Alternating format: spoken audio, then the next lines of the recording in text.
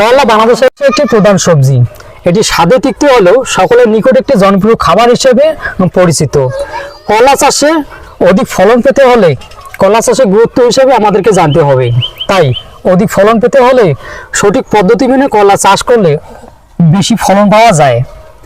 করলা চাষে মাটি পানি জমে না এমন সব ধরনের মাটিতে করলা চাষ করা যায়।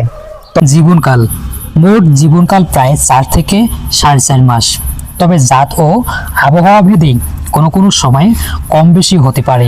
জলবায়ু কলা চাষের জন্য বাংলাদেশে একটি উপযোগী সময়। কলা বিভিন্ন রকম জাত রয়েছে।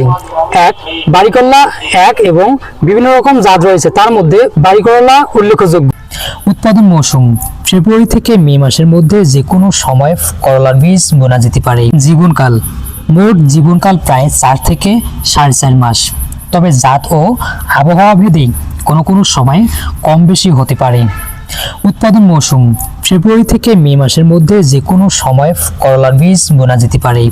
কেউ কেউ আবার জানুয়ারি মাসের মধ্যেও বীজ বনে থাকে, কিন্তু এ সময় তাপমাত্রা কম থাকার কারণে গাছ দ্রুত বাড়তে পারে না।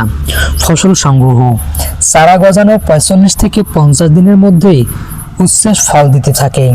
করলার বেলায় প্রায় 2 মাস সময় লেগে যেতে পারে। স্ত্রী ফুলের পরাগায়নের 15 থেকে 20 দিনের মধ্যেই ফল খাওয়ার উপযুক্ত হয়। ফল আহরণ একবার শুরু হলে তার 2 মাস পর্যন্ত অব্যাহত থাকে। উন্নত পদ্ধতি করলা চাষ করলে উচ্ছে ও কলার হেক্টর প্রতি ফলন যথাক্রমে 7 থেকে 10 টন উচ্ছে এবং 20 থেকে 25 টন কলা পাওয়া যেতে পারে। উদ্ভাবিত করলার জাত বাড়িকলা এ ধরনের করলার জাতের একটি করে গাছে 20 থেকে 30 টন করলা হয়ে থাকে।